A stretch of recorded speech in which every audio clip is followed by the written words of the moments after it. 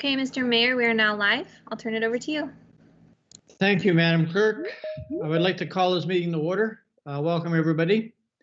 Approval of the agenda. Would any member like to add anything to the agenda tonight? Seeing nothing. I have a recommendation here that the agenda be approved as presented. Someone to, oh, sorry, Madam Clerk. Sorry, Mr. Mayor, I wasn't quite fast enough. I would like to add an announcement, please, just regarding the reopening of the township office as well as the suspension of the bag tag program. Thank you, Madam Clerk. You did send me that email and I apologize for not reading it.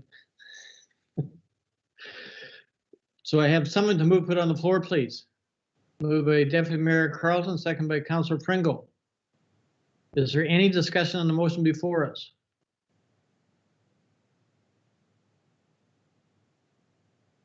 Seeing none, Madam Clerk, you take the vote, please. Okay, when I call your name, please indicate whether you are for or against the motion as presented. Councillor Carol Barfoot. For. Councillor Kathy Moore Coburn. For.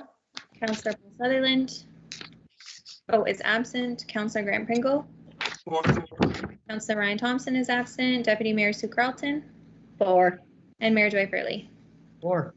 Thank you, and that carries. Thank you. Moving off our agenda, declaration of pecuniary interest. You can declare anytime you see fit during the meeting. We're down to public hearings. I have a recommendation here that the regular meeting of Committee of the Whole be recessed to hold a public meeting for the consideration of zoning bylaw amendment application Z 1420 Murray Deck for property located at 144 Old Mill Road. Someone to move put on the floor, please. Moved by Councillor Barfoot, second by Councillor Colburn.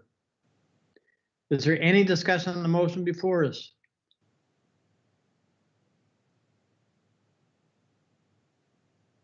Seeing none, Madam Clerk, take the vote, please. Can I call your name, please indicate whether you are for or against the motion. Councillor Carol Barfoot. For. Councillor Kathy Moore Coburn.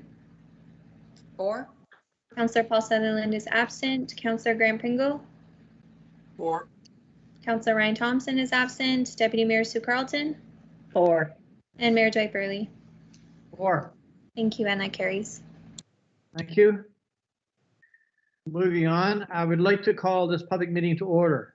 This meeting has been called for the purpose of considering an application for proposed zoning bylaw amendment application Z 1420 for Murray Deck for property located at 144 Old Mill Road. Would the clerk please advise those present as to the method by which notice of this motion was given?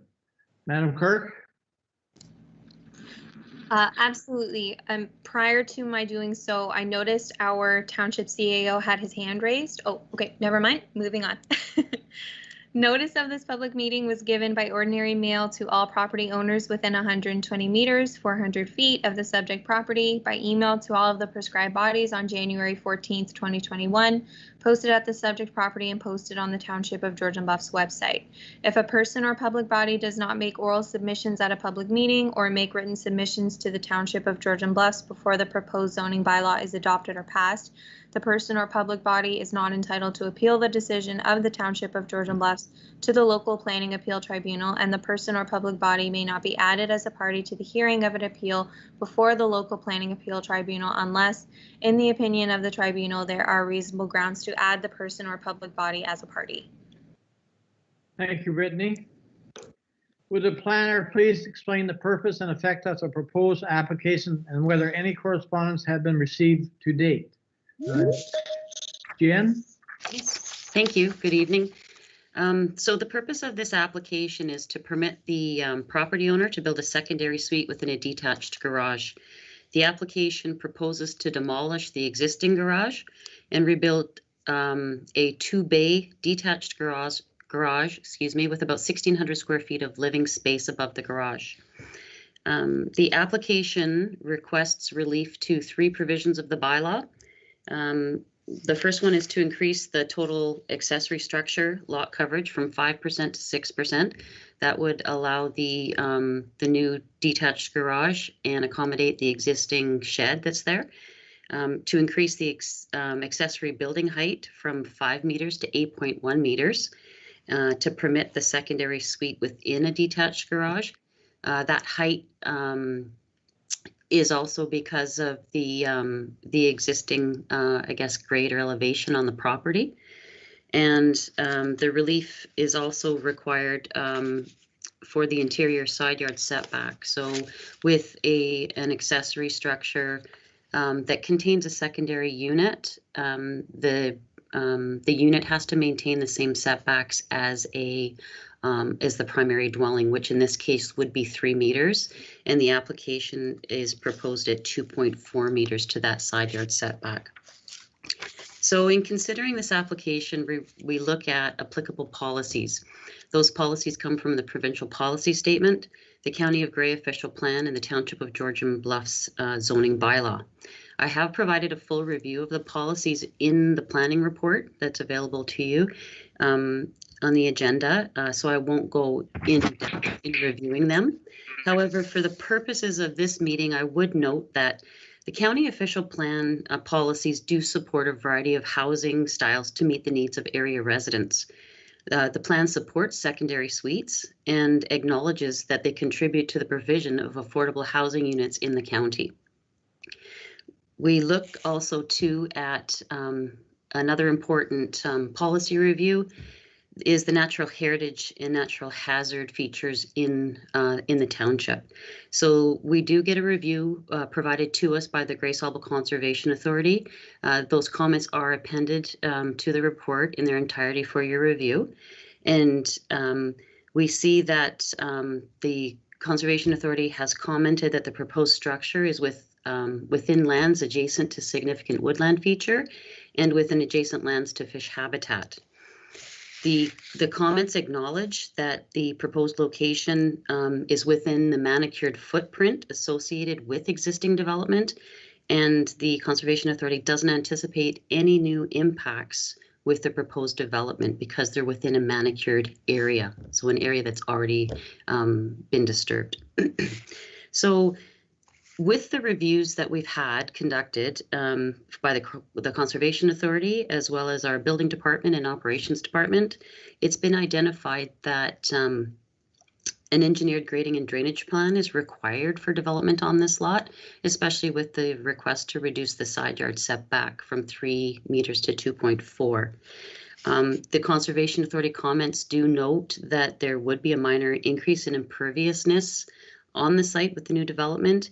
And we did receive a written comments from a neighbor who's concerned with drainage and water between the two properties. This property is apparently significantly higher than her property. So we need to make sure that in approving this secondary unit, it's not going to further exacerbate the situation there and cause unnecessary drainage issues. So because of the layout of the property, in their review, the Conservation Authority is also recommending that the steep section at the rear of the property be rezoned into environmental protection.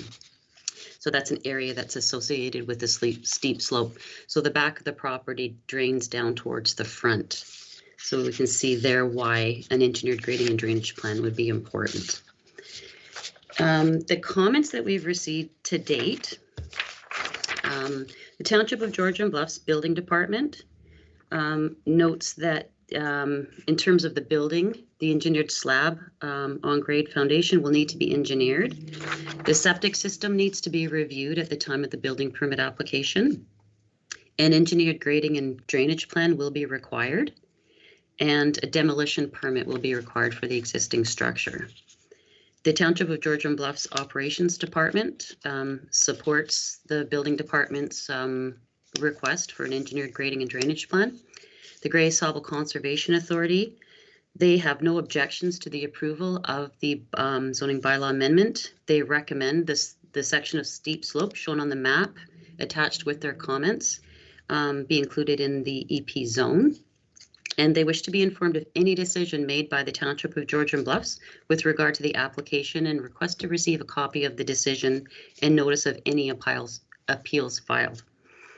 The Grace Harbor Conservation Authority Risk Management Office, they have no comments as the property is not located within a vulnerable source protection area. The Grey County Planning and Development Department, county planning staff expressed some concern with the size of the second unit and commented that it appears to be larger than the existing house. Their comments were forwarded to the property owner, who provided additional information on the development. One thing that should be made clear is that in the township zoning bylaw, we don't put a restriction on the size of the house if it's located in what we call an ancillary building, so within the accessory building.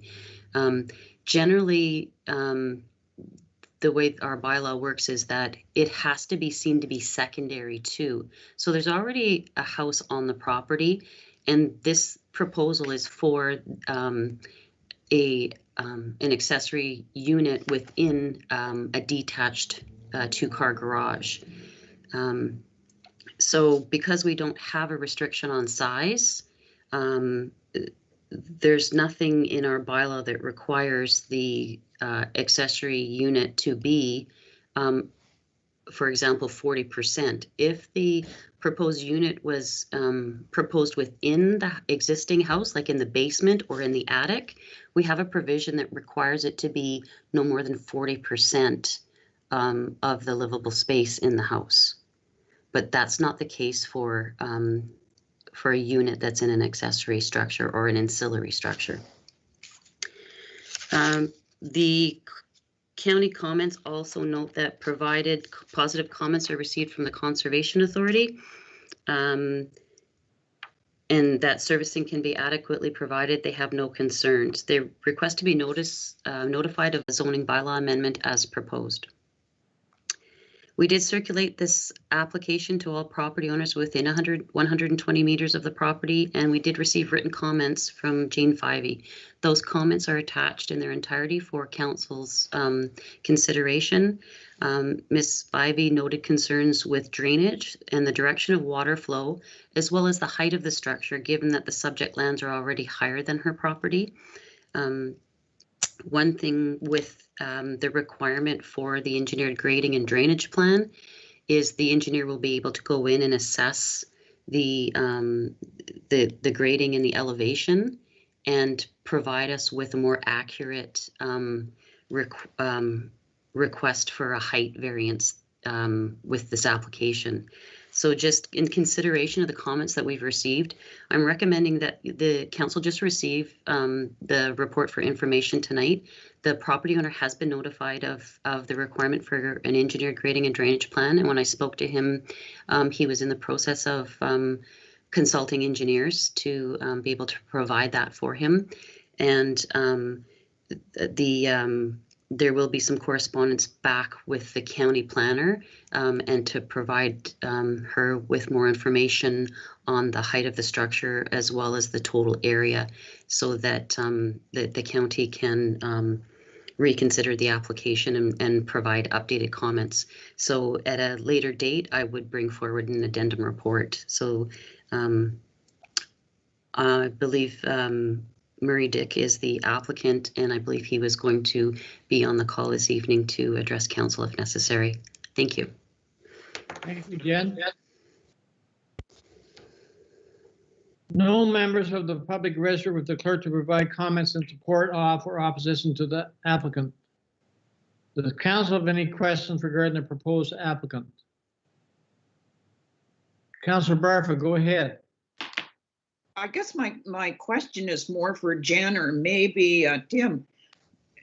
Yes, I can see that house is quite high up. I can see a drainage plan and all that. However, what happens down the road if that drainage, if there is still considerable drainage on other properties? What happens then? Jen, do you want to try to answer that, or? So what we would do is we would have the engineered grading and drainage plan reviewed. The engineer has a responsibility to also put forward a plan that doesn't increase the pre-development flows. So it's if it's not possible to maintain or reduce the flow, then generally the engineer will state that and let us know, so that council has the option of not approving the application. The other thing too is that there could be some consideration for maybe moving the building over. That's something that the engineer can work with his client to determine. But generally, they don't put forward a plan that's going to exacerbate the situation. Generally, we've seen it mitigates it. Thank you very much, Jen, but I'm not speaking specifically about this property, but I'm thinking of other times that the township has been involved in drainage issues, and then it becomes a nightmare for the property owners. I just want to make sure that we're not entering into something else like that again. Mm-hmm. So in the process, when a property owner applies for a building permit and they have the engineered grading and drainage plan, the engineer goes back after the development has occurred and the site has been prepared and signs off on it. And so what they do is before they get their grading and drainage deposit back, the property owner has to provide the township with a certification from the engineer saying what I proposed is what is now on that property. And then what happens is if the property owner goes in after the fact and changes the grading, then they're legally responsible for bringing it back into compliance with the plan. So they've got to pay for the damages and they have to pay for the regrading of the property, as well as for the engineer to go back and recertify that it's been put back as approved. Thank you very much. That was very educational. Thank you very much, Jen. Thank you, Jen. Does any other council member have any questions on this applicant? Councillor Pringle, go ahead.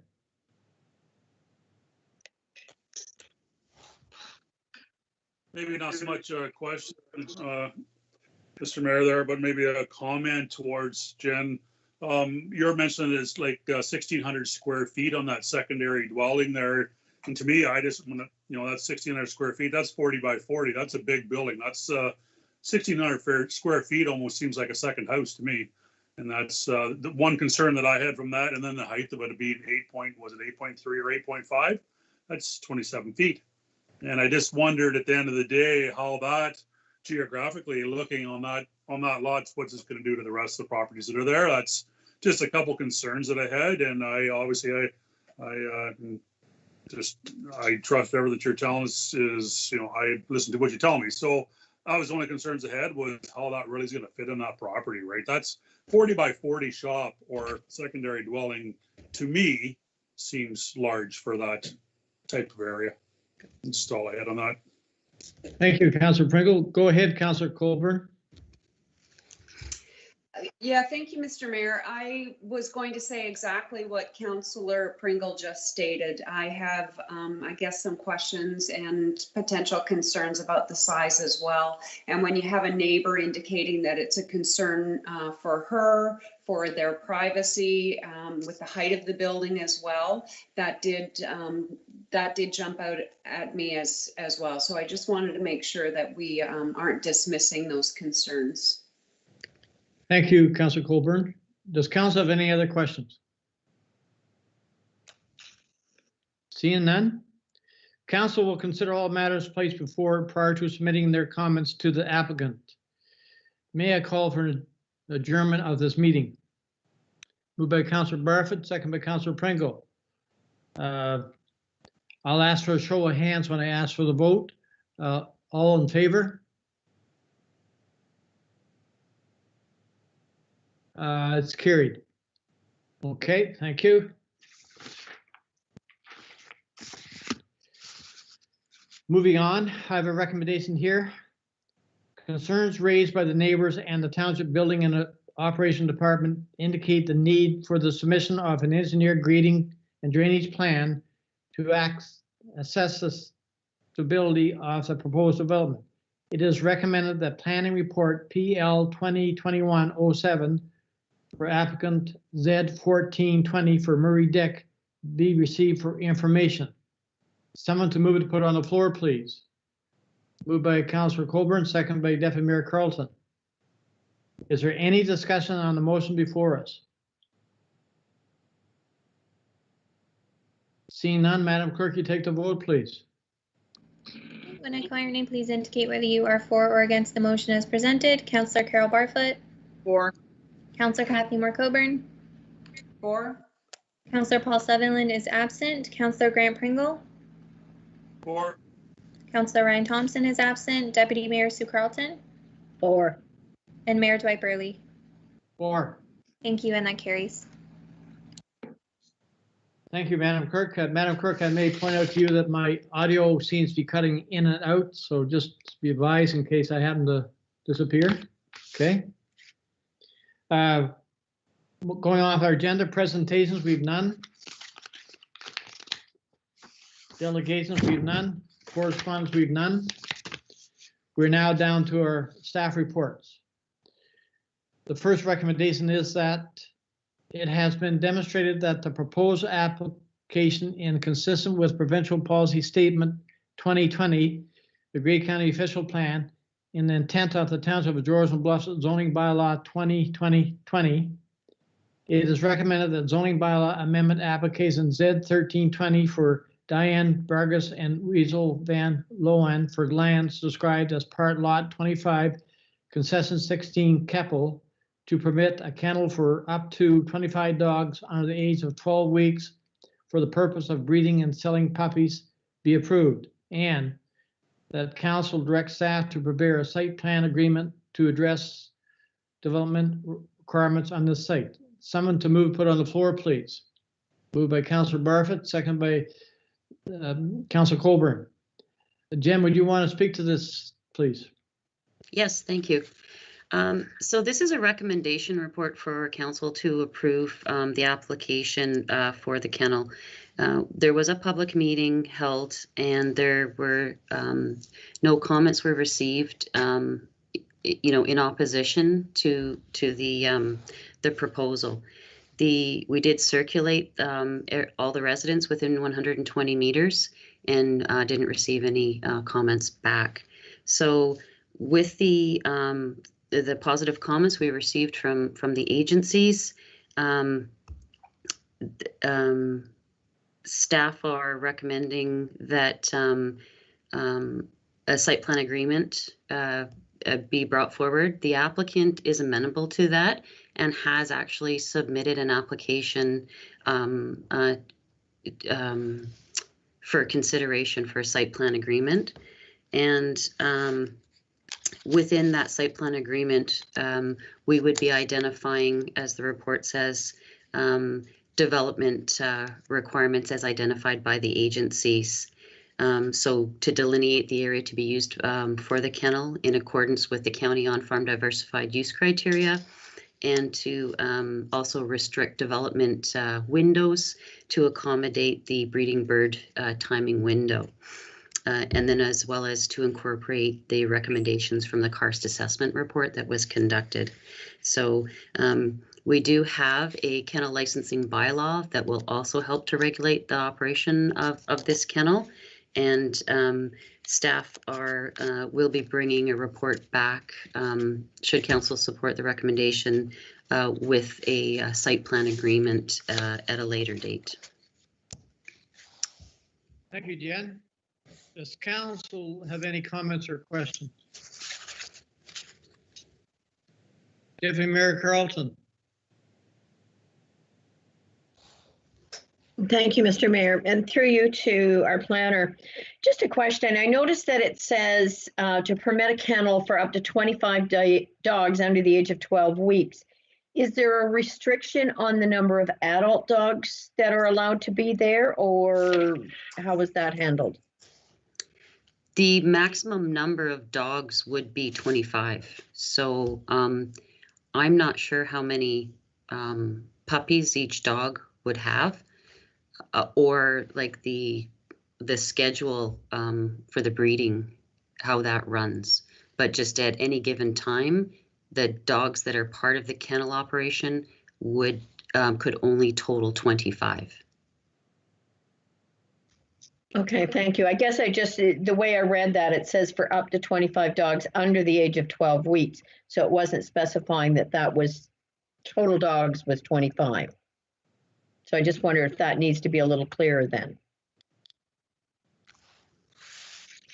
Jen? Yes, I can. I'll have a discussion with the applicant and just verify the number of adult dogs they have in relation to their request to have the 25 dogs under the age of 12 weeks. Okay, thank you. Thank Councilor you. Colburn? Yeah, Colburn, thank go you, ahead. Mr. Mayor. Deputy Mayor Carlton brings up a very good point, because when we discussed this application last time, we talked about the barking and the noise issues likely being at a minimum because the number of dogs listed in the application or our bylaw stated that they were under a certain age. So I mean, if we're looking at 25 adult dogs, that could change the noise and nuisance issue. So I agree with the Deputy Mayor Carlton. I think we do need to clarify. Thank you. I think Jen has got that message. Yes. Is there any other comments or questions from council? Seeing none, Madam Clerk, I see your hand is up. Thank you, Mr. Mayor. I just wanted to clarify that the motion as it is presented is to permit a kennel for up to 25 dogs under the age of 12 weeks. So through the mover and the seconder, we could amend the motion to remove that. Jen, if you would prefer not to do that, then we can open this discussion. But if council would like to remove that, then we can amend the motion to do so. Comments, Jen?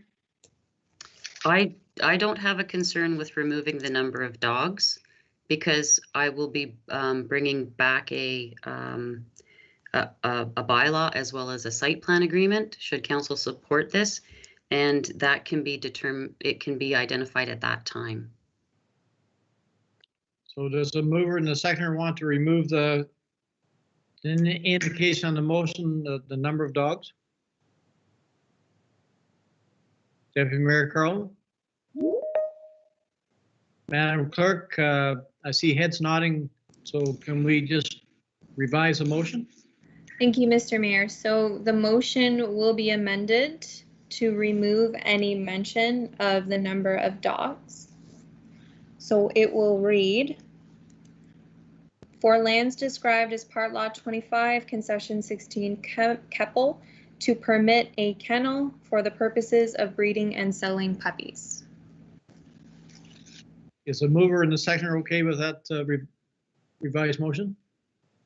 I believe I see their heads nodding. So there's no other questions or comments.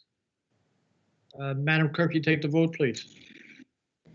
Okay, when I call your name, please indicate whether you are for or against the motion as amended. Councillor Carol Barfoot. For. Councillor Kathy Moore Coburn. For. Councillor Paul Sutherland is absent. Councillor Grant Pringle.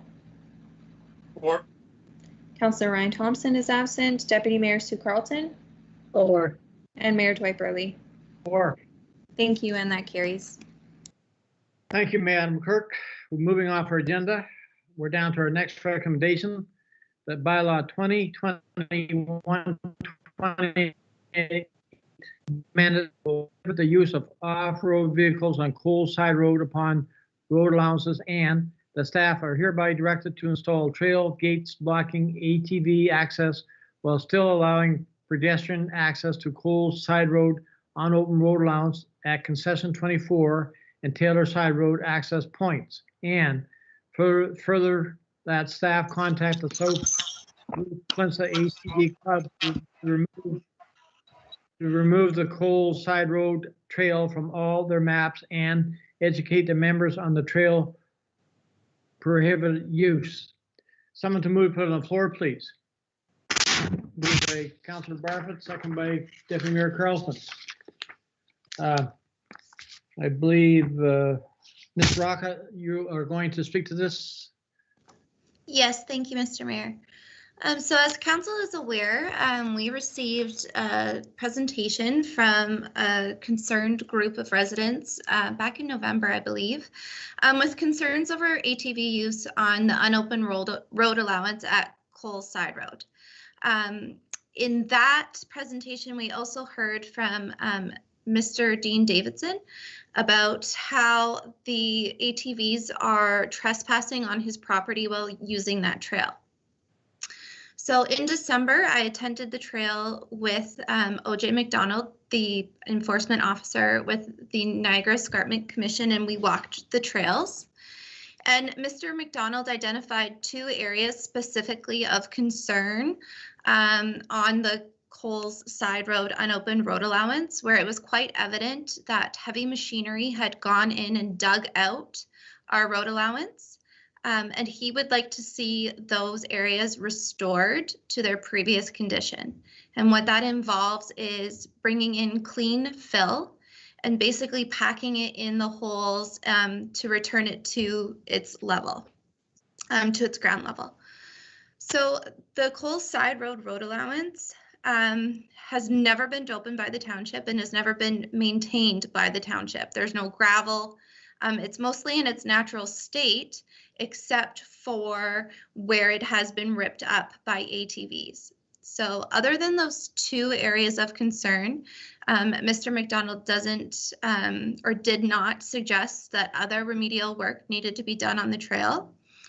But I did have a conversation with Mr. Davidson, and there has been some damage done to his property from the ATVs meandering onto his lands. So in the spring, staff, myself, and our Director of Operations will meet Mr. Davidson on site and go through his areas of concern so that we can also do some remediation work on his property where the ATVs have ripped apart the lands.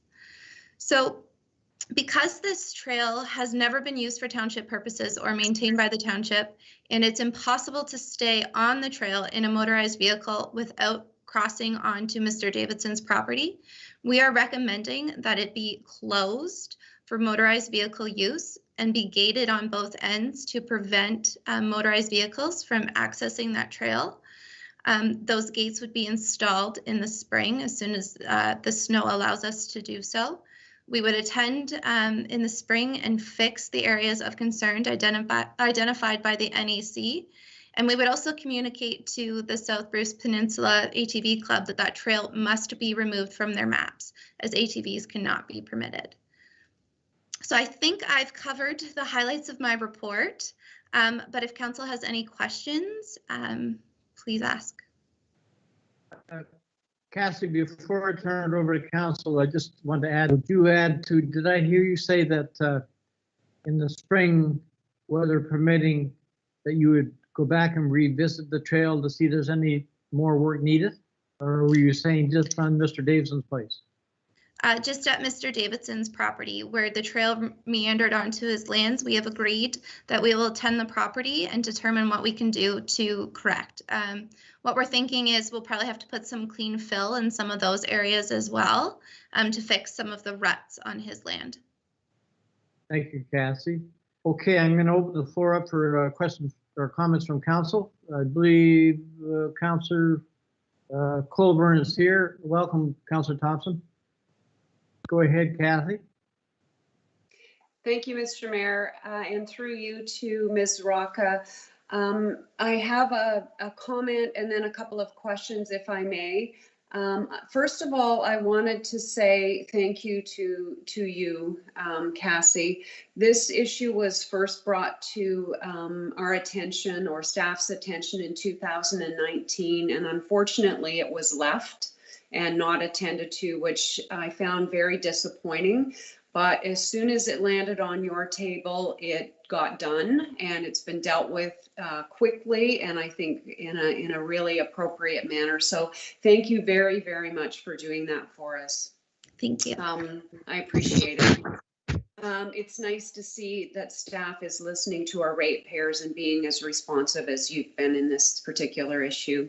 So if I may, a couple of questions. One is, I didn't see anything in the report regarding posting signage. Is that something that you think is necessary with the type of gates, or is that something that can be done?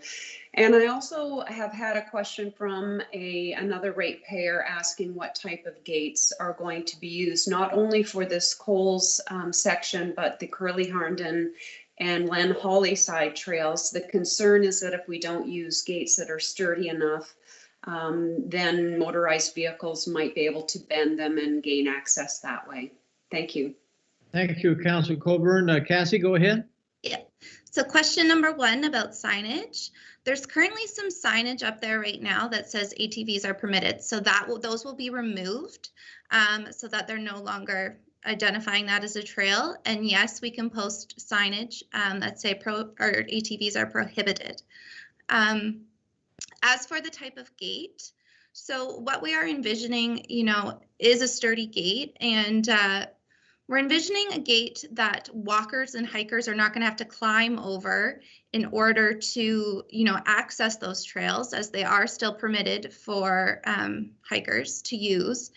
So we're envisioning a gate that just has a small enough gap for a body to fit through, but not a big enough gap for an ATV to fit through. Those gates are currently being spec'd by our Director of Operations, and we will have those installed early spring. Thank you, Cassie. Councilor Coburn, that answer your questions? Does council have any other comments or questions? Go ahead, Cassie. Sorry, I just wanted to comment that for this trail and the other 2 trails where we have identified we're going to prohibit ATVs, I think there's going to be a bit of a learning process. And what I mean by that is we've seen it before where sometimes it takes groups a little while to recognize, I guess, that the use is prohibited. So what we're envisioning is kind of having to change our strategy. So we're going to start with the type of gate that we're envisioning, and if it doesn't work, we may have to revisit the issue. Because we know that sometimes these users go around gates or damage the gates. So we do recognize that this might be a little bit of a trial and error, but we are committed to making this stick. Thank you, Cassie. Madam Clerk, I understand we have 2 members of the public that have registered to inquire regarding this item. That is correct, and thank you, Mr. Mayor. So through you, I would recommend that council pass a verbal motion to waive the procedure bylaw to allow said members to ask their questions at this point in the meeting, rather than having them wait until the public question period portion. So if I could just have a mover and a seconder to waive the procedure bylaw, please. Thank you, and a show of hands. Thank you. So to commence, we have Dean Davidson, Mr. Dean Davidson with us on the line. He will go first. We also have Ann and Clark Schneider on the line. I believe, sorry, Mr. Davidson, I'm going to mute you for 1 second. We also have Ann and Clark Schneider on the line with us. They would like to ask their questions following council's decision on the motion. So Mr. Dean Davidson, please go ahead. Go ahead, Dean. Mr. Davidson, you are muted. Muted now? Hello? Okay, we can hear you. Am I good? Yes, you are.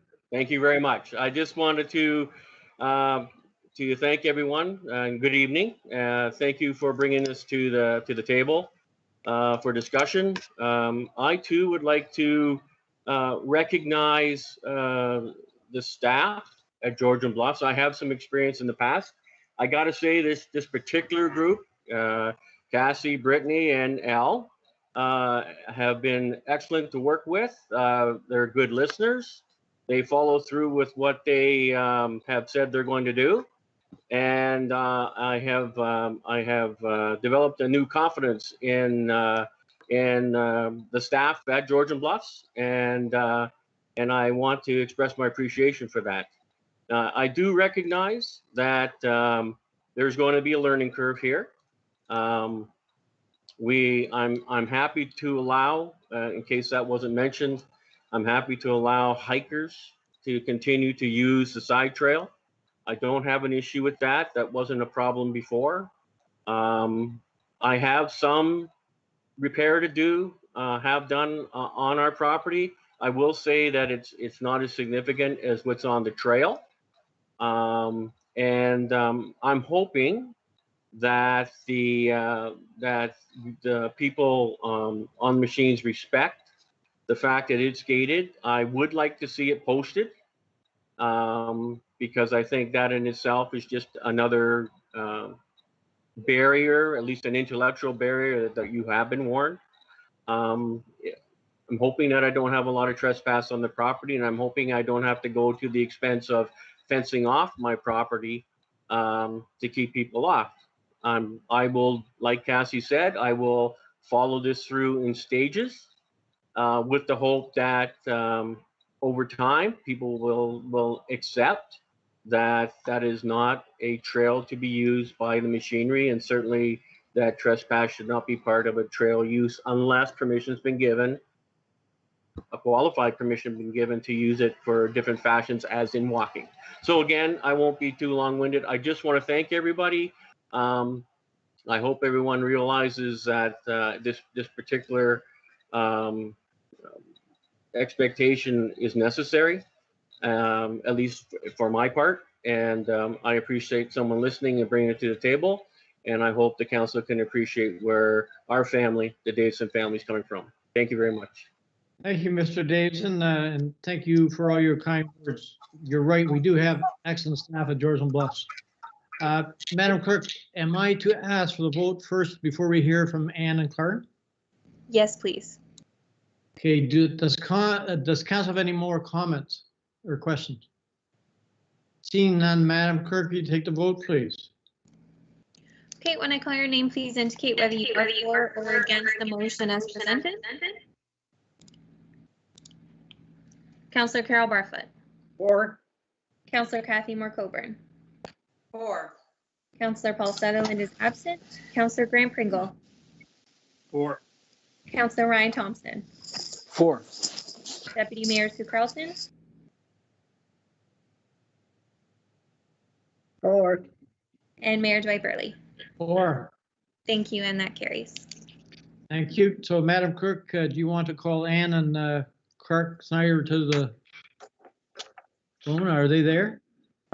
Absolutely. Yes, Ann and Clark Schneider, please go ahead. You are unmuted. Thank you. And Clark and I also want to thank both the council. Thank you for following this through, and thank you for your vote tonight. But also really special thanks to Cassie, because I think she has done a super job. Excellent report, Cassie. And I hope you didn't get too muddy on your walk. We had a couple of questions. I think actually Cassie answered some of them in terms of the timing of putting the barriers in place and doing the other two trails at the same time. We wondered, and don't know whether staff or council can answer this question, the trails that are currently going to be deemed non-motorized vehicle use were on Niagara Escarpment land, or NEC kind of land and prohibited land. We were wondering whether there are any other trails currently in use in Georgian Bluffs that are on prohibited NEC land.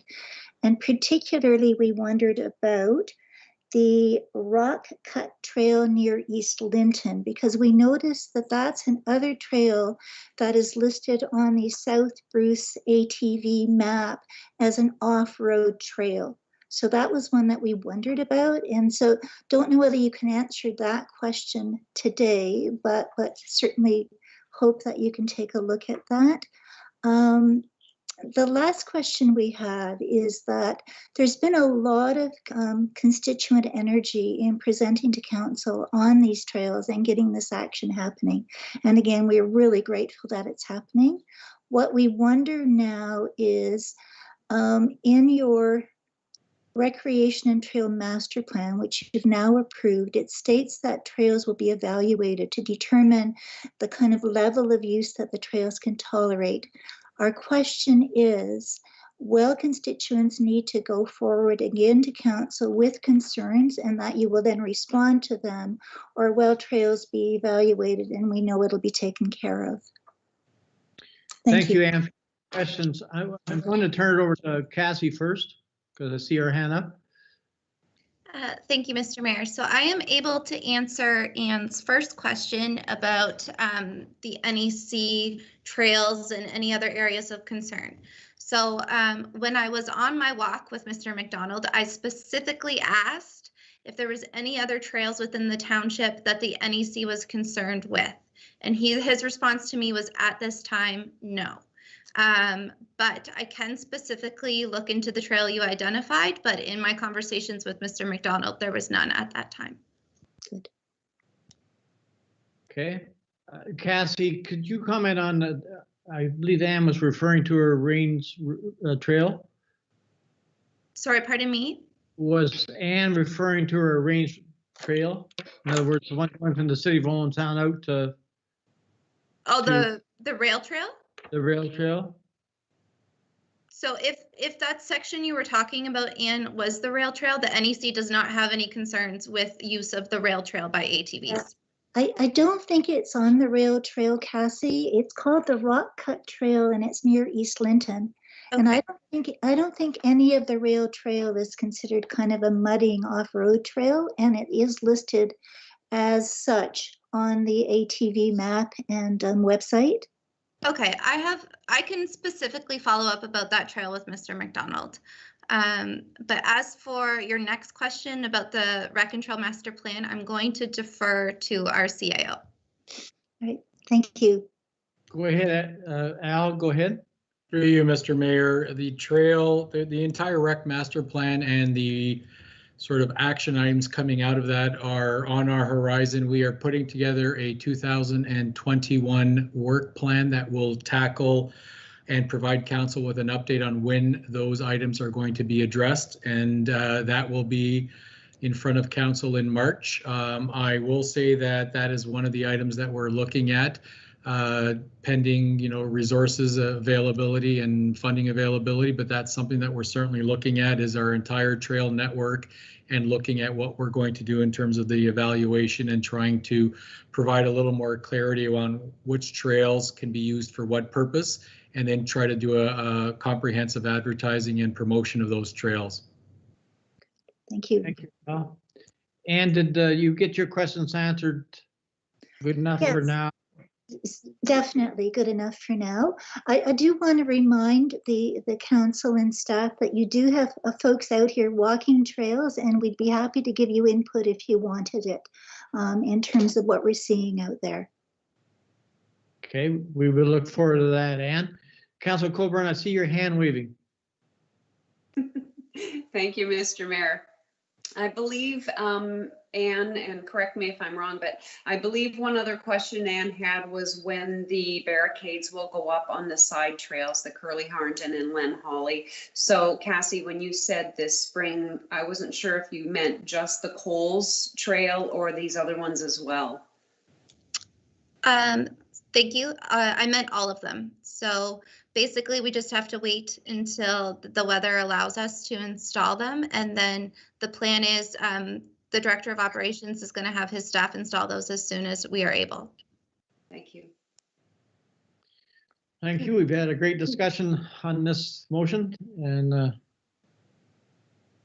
Madam Clerk, I forgot if we asked for a vote. I guess we have not voted on this motion yet. Yes, we have, Mr. Mayor. So Sorry. Should public question period be finalized, as in our members have no further questions, we can move on to the next item, being the 2021 budget survey results. Thank you. I just want to make a comment to Anne that, If you have any comments at all about walking trails, I think please submit them to our municipal office. We'd be glad to hear from you. So moving on for our next item on our agenda, budget survey results. I have a recommendation here that the committee of the whole accept the 2021 budget survey results for information, and that staff are hereby directed to consider the public feedback received during the 2021 budget process. Someone to move, put on the floor, please. Moved by Councillor Thompson, second by Councillor Barfoot. Cassie, go ahead. Thank you, Mr. Mayor. So we did our first online budget survey, and I'm actually quite happy with the turnout. 215 responses is pretty good for us. You know, we'll continue to try to grow that each year, but for the first year doing that survey, I was quite happy with the responses. I personally read each and every response to make sure that we were pulling out the data in the comment boxes. And, you know, generally our ratepayers are pretty happy. They identified a lot of concerns on specific areas, but like overall, I didn't get, you know, I got the feeling that people are generally content. So I'm not going to go through the specifics of the data because I think it's all here for you. But a couple general comments is when we talk to our residents about, you know, are you happy with the services you're receiving? And if you're not, how would you like them to be paid for? A lot of our residents responded that they're okay with seeing an increase in user fees. And I think this is important for us to note. You know, our residents would rather see services that are specific to a user to be charged that way than through general taxation, which is important, and we will take that into consideration when we do our 2022 fees and charges bylaw.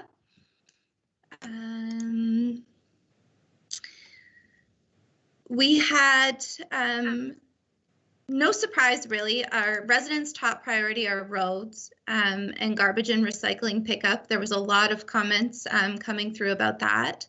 But it's not surprising that roads is a priority for our residents because that's one of the things, one of the services that they visibly see, right? They drive the roads every day, so they know the condition of them and are prepared to comment on them. Sorry, just one second. Some of the comments we got, you know, when we were talking about development, we got a lot of, I moved to this area or I live in this area because of the rural feel, keep it rural. So really our residents are not looking, you know, to grow into more of a city center, but they want development in areas that still protect our rural feel and protect our natural environment. So a lot of people commented that they didn't want enhanced services, keep doing what you're doing, and that kind of the services that they're getting are what they expect living in a rural municipality. So then when we talked about parks and recreation, a lot of comments about how we need more parks, how we need more playgrounds, how we need more outdoor activities. And I think a lot of that probably stems from COVID, right? You know, during the summer, people were looking for things to do outdoors so that they could gather, and that really came through in the surveys. People want more parks, they want splash pads. One of the things that came up quite a few times was more outdoor things for adults, activities for adults in the community. Kemble Arena was addressed a few times, people wanting more recreation opportunities in the Kemble area. And and the one thing that they did comment was in the parks that we do have, we need to maintain them better during the peak seasons, emptying garbages more regularly, cleaning bathrooms, those type of things. We got a lot of comments about speed limits, and sometimes reading the survey questions were difficult because you want to know more, right? But it was anonymous. But some of the people that did comment, it was the speed limits on Grey Road 1. And, you know, we don't really have the authority to change those, but we do have the ability to inform the county about those complaints. So we will make sure we let them know that there are concerns about speeding in that area. And along with Gray Road 1, there was a lot of comments about the need for walking paths and cycling lanes in that area, which isn't surprising given that's one of our more densely populated areas is the East Lytton section along Gray Road 1.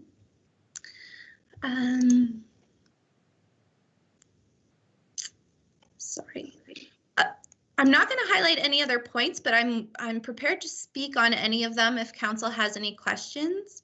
But it was a really good feedback, and all of staff have gotten the Coles Notes version of the input, and we have all been considering it when bringing forward our budget requests. And I think you'll see a lot of these concerns and comments being addressed in our 2021 budget. Thank you, Cassie. Before I turn over for questions or comments from council, Mr. CEO, any comments? I like putting you on the spot. That's why I asked. No worries. I mean, I think the results through you, Mr. Mayor, are quite clear. I think our residents have basically expressed that they're quite content with the sort of services that they're being delivered. I think our residents are quite clear in the fact that they'd like to preserve the heritage and the nature of the township, and I think we need to sort of respect that in some of our plans and some of the things that we're going to be moving forward with. And as our treasurer has said, I think our budget submission will reflect sort of the feedback that we've received from our residents, and we'll see where it goes from there. I think it's a positive thing. The more engagement we can do with our residents, the more input we have into the decisions that council can make, the better decisions that we will be making together. And I think it's a positive step, and I'm hoping we can do this on an annual basis moving forward and continue to the engagement with our residents. And hopefully next year we can double or triple the response rate and get additional comments coming in. Thank you, Al. Just a comment from me, Deputy Mayor Carlton and I have brought the issue up about speeding and different postings and so on Gray Road 1, and we are still in that process. I had that conversation on the county level, so we'll see what will happen in the near future. Now I'll open the floor up to comments from council or questions. I don't see anybody. Oh, here's one. Deputy Mayor Carlton. Thank you, Mr. Mayor. And yes, I wish we'd have had some of this information for last Thursday's council meeting up at the county, because Gray Road 1 and speeding and speed limits on that did come up. So it would help to get that speed limit reduced along Gray Road 1 so that you're not whipping around some of those curves at 80 miles an hour, or kilometers per hour. So I look forward to hearing the rest of that come forward and be taken to the county. Thank you. Thank you. Is there any other questions from council or comments? Seeing none, Madam Clerk, would you take the vote, please? Okay, when I call your name, please indicate whether you are for or against the motion as presented. Councillor Carol Barfoot. For. Councillor Kathy Moore Coburn. For. Councillor Paul Sutherland is absent. Councillor Graham Pringle.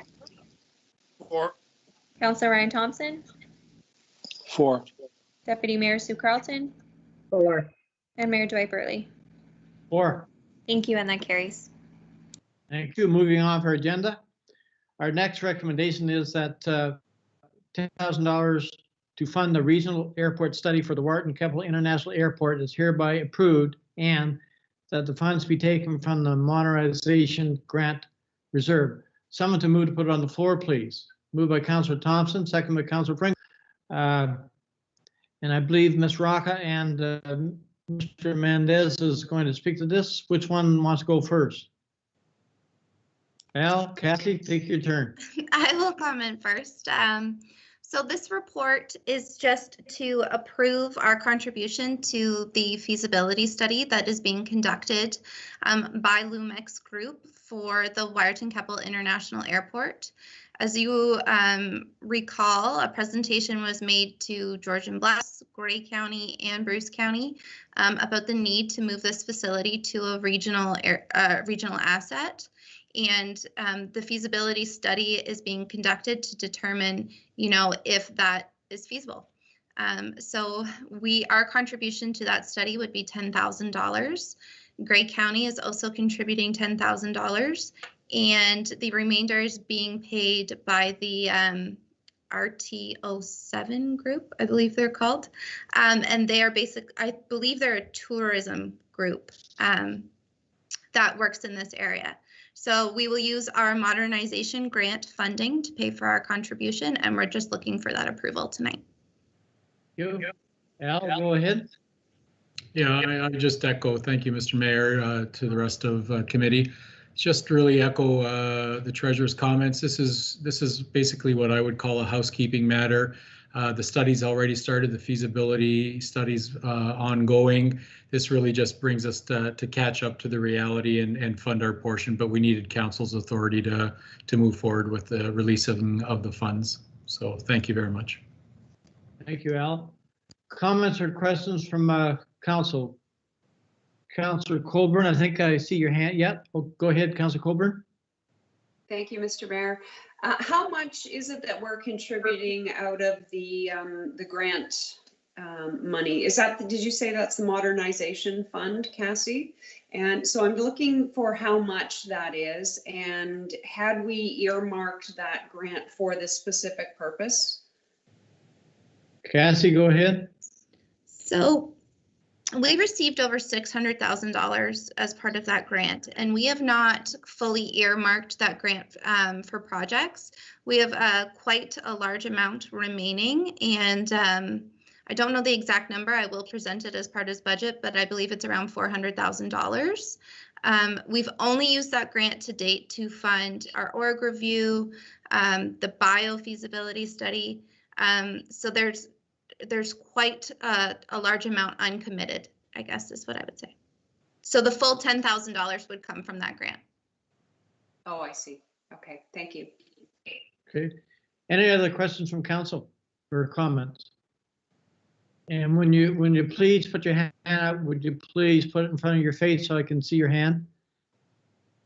Okay. If there's no other comments or questions, Madam Clerk, you take the vote, please. Okay, when I call your name, please indicate whether you're for or against the motion as presented. Councillor Carol Bartlett. For. Councillor Kathy Moore Coburn. For. Councillor Paul Sutherland is absent. Councillor Grant Pringle. For. Councillor Ryan Thompson. For. Deputy Mayor Sue Carlton. Or And Mayor Dwight Burley. For. Thank you, and that carries. Thank you. Moving on, our next recommendation is that the 2021 preliminary budget summary report be received for information. Someone to move, put on the floor, please. Moved by Councillor Colburn, second by Councillor Barfoot. Ms. Rocca, go ahead. Thank want you. to comment? So staff are working our way through the preparation of the 2021 budget, and the purpose of the report tonight is just to highlight some of the things we've been working on and some of the challenges that we've been having to address as part of the 2021 budget presentation. So this is by no means what is going to be presented on March 30th. We're still working to prioritize items and to try to find some cost savings. But we did want to provide you with our list of capital works to make sure that we've identified everything that council feels is a priority in 2021. So one of the biggest things we currently have outstanding is our org review. So we are waiting for the results of those review to incorporate some of those approved recommendations into the 2021 budget so we can move forward with that. Our capital list is quite extensive, and we are still working on prioritizing those items and determining, more accurate cost estimates for what those projects will cost should they move forward. One of the biggest challenges we're having, or one of the biggest challenges I've been working on, is our insurance. So a few of you have heard me say this before, but insurance rates in 2021 have skyrocketed throughout the municipal sector. Lower tiers within Grey County are seeing increases anywhere from 5% to 50%. And it doesn't matter what broker you're with or what insurer you're with, the increases are just large because basically the municipal sector is risky, and that is because there's more lawsuits, and municipalities are on the hook for more payments related to those lawsuits. So staff are currently working on finding ways to reduce our premiums for 2021. I don't have any strategies yet, but I'm hoping by March 30th we can come up with a way to lessen that impact on our 2021 budget. I've highlighted, some of the approved local board rate increases, as well as some of the draft ones. So I won't go through those specifically, as they've all been identified in my report. And, sorry. And some of our other, or one of our other biggest challenges in 2021 is that the assessments haven't changed. So year over year, usually we see a phased-in increase, but because of COVID, the 2021 assessment is exactly the same as 2020. So the numbers might look a little bit harsher, I guess I would say, because of that, because you're not seeing the changes in assessment to kind of adjust those rates. So right now we are sitting at a tax levy increase of 9.3%. And when you look at how that affects the tax rate, we're looking at a 7.8% increase in the tax rate. The county has increased their rate for 2021, and the school boards have left theirs unchanged. So I'm open to any questions or concerns council may have, but again, I just want to highlight that this is draft, and these items could change, and probably some of them will change prior to March 30th. Thank you, Cassie. And just so council is probably aware, if this is for information really only, our actual budget discussion on each item will be at our budget process time. Is that not correct, Cassie?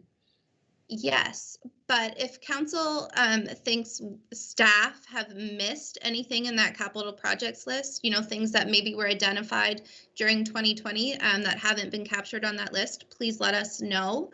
I think staff did a really good job at, capturing council's direction throughout the year, but let us know if you think something is missing. Thank you, Cassie. Any comments or questions from council? Councilor Colburn. Thank you, Cassie. I know this is a big job for you and your department at this point in time. A couple of things jumped out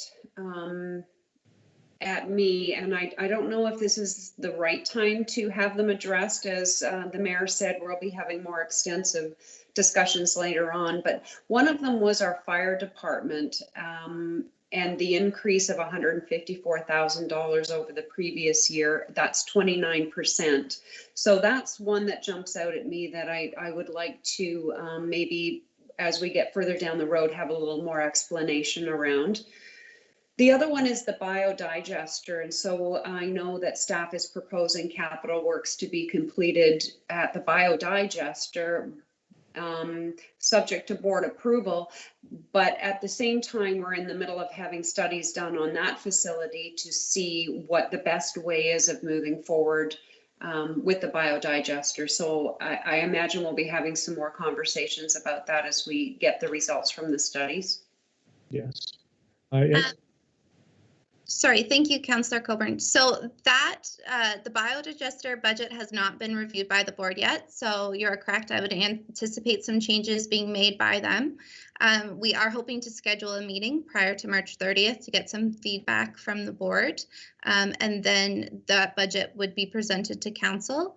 As for the Inter-Township Fire Department budget, I can circulate the full budget presentation to all of council so that it already is posted on our website in the agenda package for ITFD, but I can circulate that to councilors so that you can review where that increase is coming from and ask any specific questions you may have, either at that budget meeting on March 30th or when that budget or those minutes come forward for council's approval.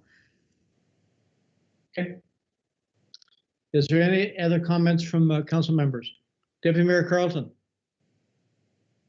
Thank you, Mr. Mayor. Through you to Cassie, you mentioned that the assessment is going to stay exactly the same for 2021 as compared to 2020. Will there still be new assessment growth added on there from last year? Yes, we had some growth during 2020. It amounts to about 1.37%. So as part of that budget presentation in March, I'll go through in detail to you what that looks like and what effect it has on our tax rate.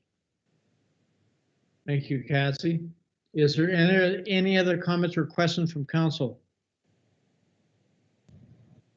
Councillor Thompson, I can not see you. I see half your head. Oh, there. Okay. Sorry. If there's no other comments or questions, Madam Clerk, you take the vote, please. Okay, when I call your name, please indicate whether you are for or against the motion as presented. Councillor Carol Bartlett. For. Councillor Kathy Mark-Coburn. For. Councillor Paul Sutherland is absent. Councillor Graham Pringle. For. Councillor Ryan Thompson. 4. Deputy Mayor Sue Carlton. 4. And Mayor Dwight Burley. 4. Thank you, and that carries. Thank you, Brittany. Moving off our agenda, we're down to operations. I have a recommendation here that the Council of the Township of Georgian Bluffs hereby approves participating in the Owen Sound 2021 Household Hazardous Waste Program, and that the mayor and clerk are hereby authorized to sign the participating agreement. Someone to move to put it on the floor, please. Moved by Deputy Mayor Carlton, second by Councillor Barfoot. Mr. Dolmer, are you here? Yes, Steve? I am, Mr. Mayor. Go ahead. Do you want to? Yeah, just wanted to give council, through you, Mr. Mayor, to council, just want to give you guys a quick highlight of this report. The township has partnered with the city of Owen Sound in past years to provide household hazardous waste days to the residents of Georgian Bluffs. The city of Owen Sound has again agreed to allow the township to participate in the 2021 program. So this is something that you guys have, Georgian Bluffs has been part of for the last several years, and we're hoping to continue the process again as well. So, thank you, Steve. Comments or questions from council? Seeing none, Madam Clerk, you take the vote, please. Okay, when I call your name, please indicate whether you are for or against the motion as presented. Councillor Carol Barfoot. For. Councillor Kathy Mark-Coburn. For. Councillor Paul Sutherland is absent. Councillor Graham Pringle. For. Councillor Ryan Thompson. 4. Deputy Mayor Sue Carlton. Sorry, Deputy Mayor, could you repeat that for me? 4. Thank you. And Mayor Dwight Burley. 4. Thank you, and that carries. Thank you. Moving on, our next recommendation is whereas the County of Gray has extended the professional service agreement with Wood Environmental and Infrastructure Solutions, a division of Wood Canada Limited, for provisions of weather forecasting and consulting services. Now, therefore, Council of the Township of Georgian Bluffs acknowledges said extension and further authorize the township continue participating in the program, and that the mayor and clerk hereby authorized to sign the indemnity agreement between the Township of Georgian Bluffs and the County of Gray. Someone to move to put on the floor, please. Moved by Councillor Colburn, second by Councillor Pringle. Steve, this is your report again too, I believe. and thank you, Mr. Mayor, to council.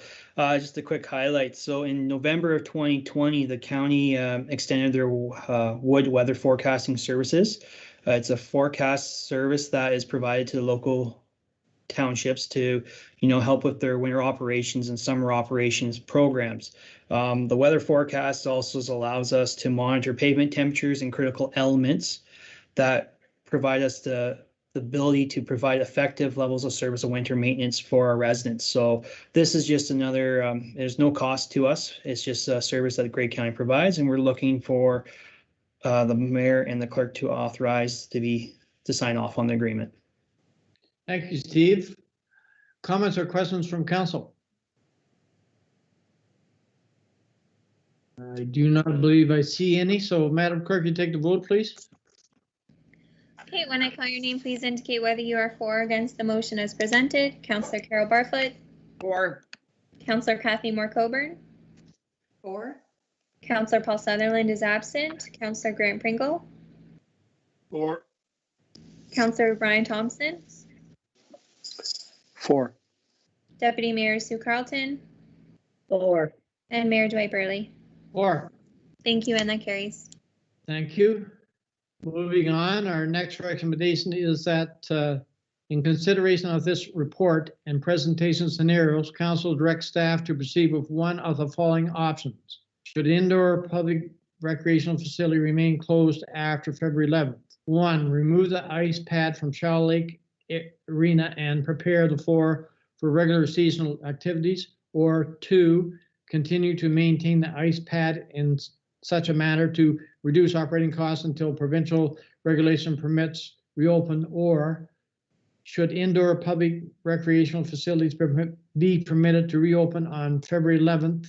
1, the ice pad will remain in Shaw Lake Arena and be removed as scheduled after March 28th. Or 2, the ice pad will remain in Shaw Lake Arena and maintain until April 30th. Mr. Dolmar, you explain this motion, please. So thank you, Mr. Mayor, through Mr. Mayor to council. We're looking to have council provide us some feedback and some guidance on what to do with the scenarios. Right now, option 1, we're looking at, there's 3 options we can do here with the ice in Shaw Lake Arena. Option 1 is we remove it immediately and we get it ready for regular seasons kind of deal for the summer operations. Number 2 is we maintain the ice as we've got it ready to go, maintain it till March 28th as we were regularly scheduled. Or we can extend it to end of April 30th, as we have had a lot of partners reach out that are looking to have longer ice seasons. So to continue their ice season that they missed out due to the pandemic and the closure. So we're kind of looking for consideration and guidance on what council would like staff to do next. Thank you, Steve. Mr.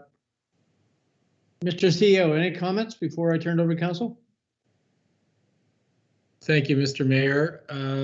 My comments will be brief. I mean, this was something that's been brought up. I can tell council that through our CAOs meeting in the area, we've got some polar opposites happening. Some jurisdictions have already removed the ice and shut down operations for the rest of the season. Others have decided to keep it open. Others are contemplating, as is an option for council's consideration here, is extending the season.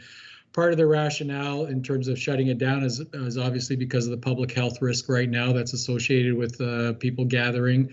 And on the other sort of polar opposite aspect is if things get better and the health situation improves, and here's an opportunity for the community to get together and enjoy some recreational activities that we can do from a costing perspective. I think it's important to note that we do have some COVID funding available so that if council does decide to extend the season, the costs of extending that season would be covered by the COVID funding that we received from the province.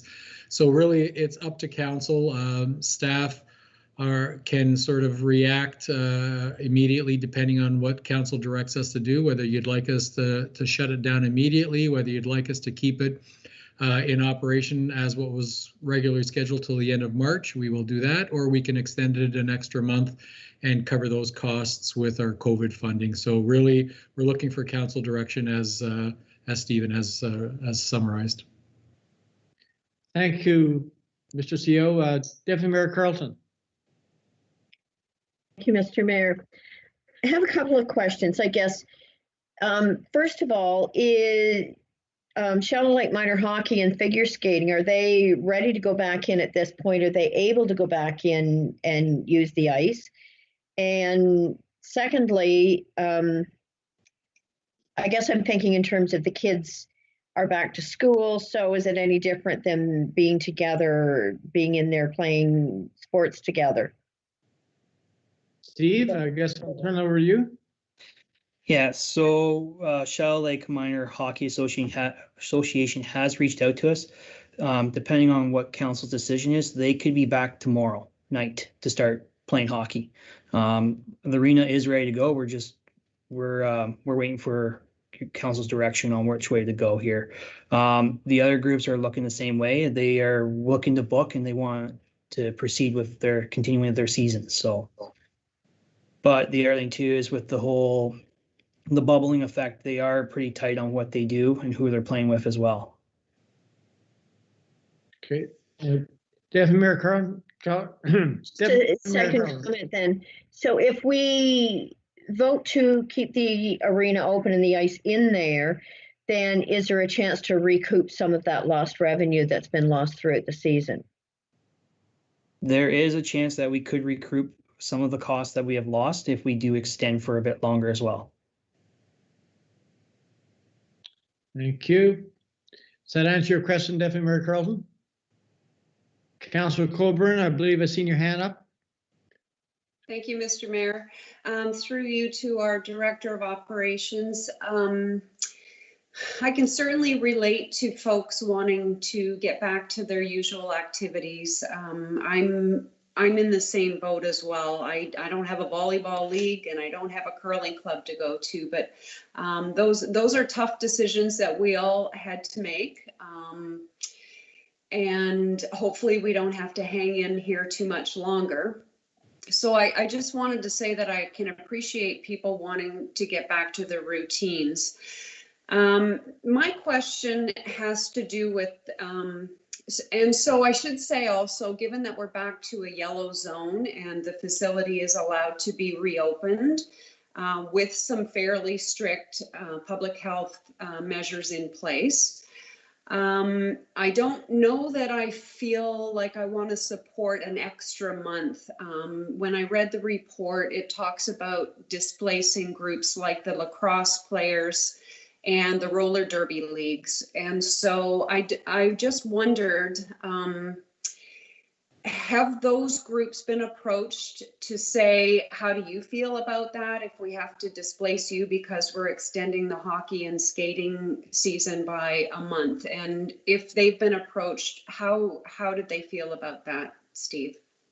So through you, Mr. Mayor, to Councillor Coburn, we have reached out to the other summer activities. We're just waiting back for some final feedback from them as well. So once we do have that, I can be able to provide that to council real quickly on what their take is on what they want to do. So right. So I guess just to repeat, I have a hard time. I know people are disappointed with their season being cut short, but I do want to consider all of the users of that community center and not just select groups. So I feel like I would support keeping the ice in there, given that we've been taken out of the gray zone and into yellow, but I'm not sure that I can support displacing other users by extending the season an extra month. Thank you. Thank you, Councillor Coburn. Deputy Mayor Carlton. Yes, thank you. I'm just wondering, is it possible to divert those other users out to either Kilsyth or Kemble, where it's just a floor surface on a temporary basis, and still allow for minor hockey and figure skating to stay in Shallow Lake until the ice went out at we were talking what, the end of April? Is it possible to utilize the other spaces that we have? Steve? Through you, Mayor Burley, to Deputy Mayor Carlton. Yes, we do have the option to move out to those other two facilities as they are currently being used. Okay. Councillor Pringle, go ahead. Yeah, through you, Mr. Mayor, there too, Steve. I know the Kilsyth floor has been used many times over the years for lacrosse, and I think the roller derby girls used to be out there at one time too. And I do believe maybe they have moved now and they do go to Shallow Lake. Maybe Ryan might know a little bit more on that too, whether they've been using those other facilities. But my question to you was, have we had a lot of inquiry from private groups, or can private groups, can I go rent the Shallow Lake Arena privately myself for a skating party? Through you, Mr. Mayor, to Councillor Pringle. Yeah, if you reach out to our facilities group there, they will book you can book through them and they'll be able to get you the ice that you're looking for, as if you want. Mr. CEO, go ahead. Thank you very much, Mr. Mayor. That's a point that I wanted to make, and I failed to do when I did my remarks. Is we're not talking about extending the season simply for ice hockey leagues and for figure skating. What we're talking about is providing the community an opportunity. We would look at things such as free skate for families, where someone could book, you know, for a half hour and maybe bring 10 or 20 people with them, and they would do a skate depending on the public health sort of direction that we're going. So really, it's not really intended as the option to sort of solely and exclusively service the ice hockey leagues or the figure skating. It's more of a community asset, looking to bring people back together again, you know, see if they recognize their neighbors, and maybe, you know, you have a bit of a street party or something, and they book the ice for an hour or two, and they can do a little bit of a skate. And whether or not it's booked or we provide it free of charge, just to get people out and sort of start getting to know each other again, those are the types of things that we would be looking at in terms of trying to get the community back together again and recover from the pandemic sort of issues that we've had to deal with over the last year. Thank you, Al.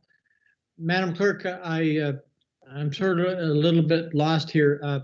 Do we break this motion up into three parts, or do we pick one to amend it accordingly? I'm just at loss of how we're going to put this to a vote. Thank you, Mr. Mayor. I have come prepared with three separate motions speaking to your three separate options.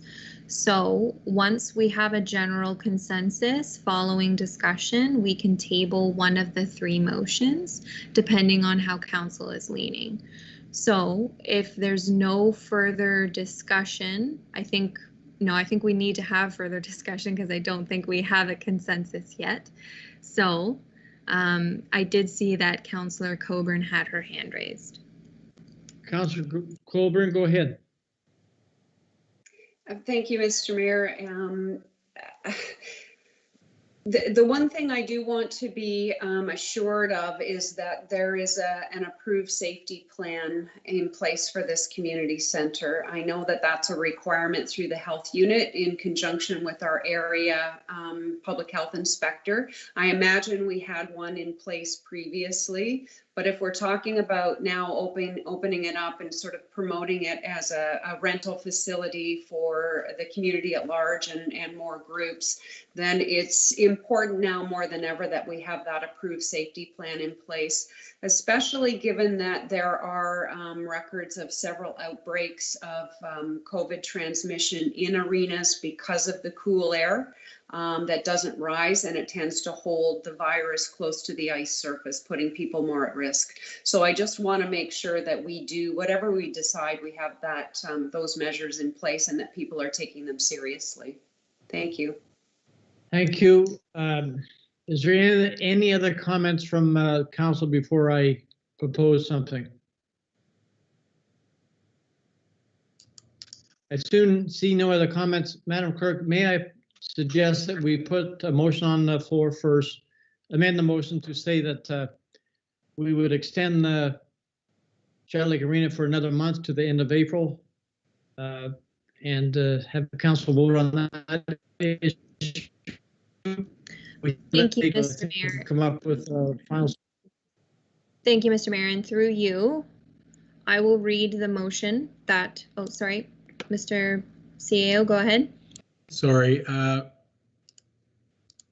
If I may, through you, Mr. Mayor, if we could amend that motion, maybe, Brittany, based on Councillor Coburn's comments to basically include that if there is an extension, that it will be under the guidance of public health or something along those lines, that we will only extend it if we've got a sort of a safety plan in place in conjunction with our Chief Medical Officer of Health or the Health Department. Otherwise, we would not open it up. Is that okay with council? It makes perfect sense, and thanks for bringing that up, Councillor Coburn. Madam Clerk, can you amend that according to what the CEO has said and maybe present that motion for a starter? Yeah, just 1 second. I think Stephen also has his hand up. Oh, sorry, Stephen, you're at the bottom of my screen. Go ahead. That's okay. Through you, Mr. Mayor, to council, have been in talks with our facility coordinator. He does have a actual high, more appropriate safety plan that was approved by public health. We could take that plan back to public health and have them reapprove it, and then we can make sure that's available for everybody to have as well. Thank you, Steve. Madam Clerk, I'll turn it over to you.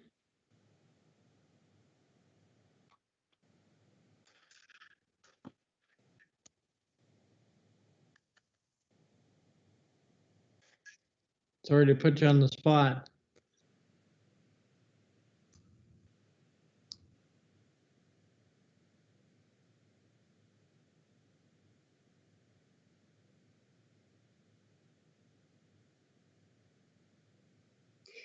Mr. Mayor, can I just ask one quick question before we take this to a vote? I'm sorry, I don't mean to prolong it, but Steve did refer to reaching out to the groups that may be displaced to the other community centers.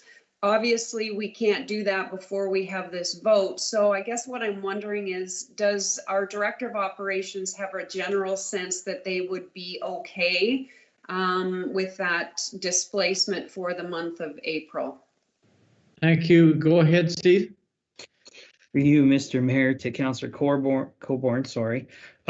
Just by reviewing the report quickly again, yeah, I can reach out again to the Owen Sound Minor Lacrosse League there, just to confirm that they could go to the other two arenas. It's something that would be not too hard to do. It's just be a quick phone call in the morning to deal with. But I don't see there being an issue to move over to those arenas.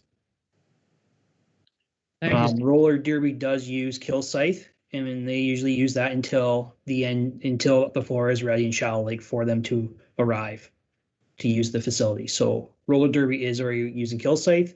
We could reach out to Owen Sound as well. Thank you, Steve. Madam Clerk. Go ahead. Okay. So what I've done, so I came prepared with 3 different motions. One that referred to closure of the facility immediately, one that referred to maintaining the ice until March 28th, and the other that approved the extension through to March 30th. So what I have done for now is I've built upon maintaining the facility until March 28th, pending approval of Grey Bruce Public Health for our public safety plan. Upon receipt of the public safety plan, we can then revisit extension if that's council's wish. Does that appropriately summarize the discussions that we've had prior to my tabling this motion?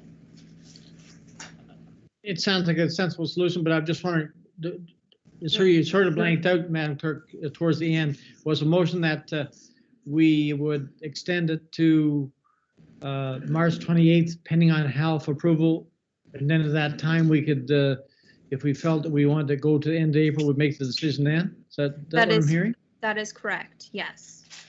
Okay, Councillor Thompson, I see your hand up. No? So you asked my question. You asked my question. Thank you. Thank you. Well, thank you. Great minds think alike. Thank you. Madam Clerk, we'll ask for your vote on your motion then, please. Do we need it? We can use the same mover and seconder? Apologies, Mr. Mayor. I'm going to read the motion in its entirety and then ask for a mover and seconder, please. So the motion. I'm sorry to interrupt. Sorry to interrupt. I did see Councillor Barfoot's hand up. I just want to make sure she had the chance if she wanted to speak. Sorry. Sorry, Carol, go ahead. Thank you, Councillor Thompson. Brittany, when you were reading a motion, I heard you say something about March the 30th. Did you mean April 30th? I think it was the first one you read. So thank you, Councillor Barfoot.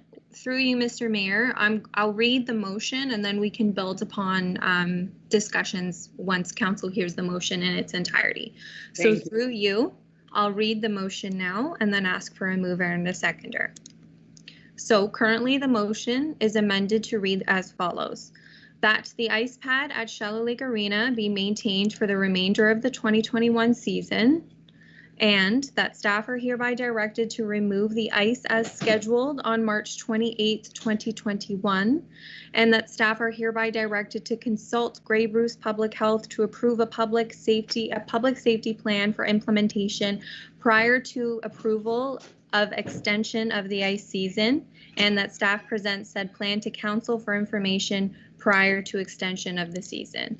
So as it stands, we are maintaining the ice until March 28th. When we get approval back from Grey Bruce, we can bring an additional amending report to council, at which time you can decide if you'd like to extend the season to April 30th. Thank you. Someone to move the motion, please. Moved by Deputy Mayor Carlton, second by Councillor Colburn. If there's no other discussion on the motion before us, Madam Clerk, will you take the vote, please? Thank you, Mr. Mayor. So when I call your name, please indicate whether you are for or against the motion as amended and as read by myself. Councillor Carol Barfoot.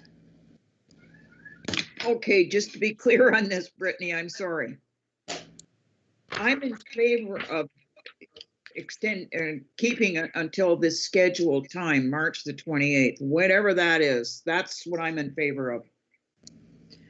That is correct. Would council like me to read the motion one more time prior to my taking the vote? I don't think it's necessary, but it's up to council. Okay. So So Councillor Barfoot, what you are in favor of is what the motion achieves. Okay, I'm in favor of it. Thank you. Thank you. Councillor Kathy Moore-Coburn. For.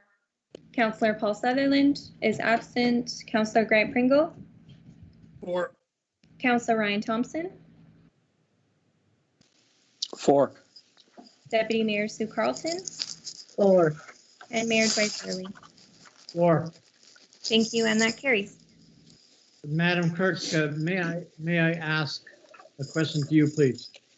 The motion that we just passed, will staff still bring a report back before the end of the season so we could look at? I just feel that the motion's sort of just sitting there. I realize what we passed. I'm just wondering if somebody comment, is it we're waiting, we're still going to seek health approval for extending it?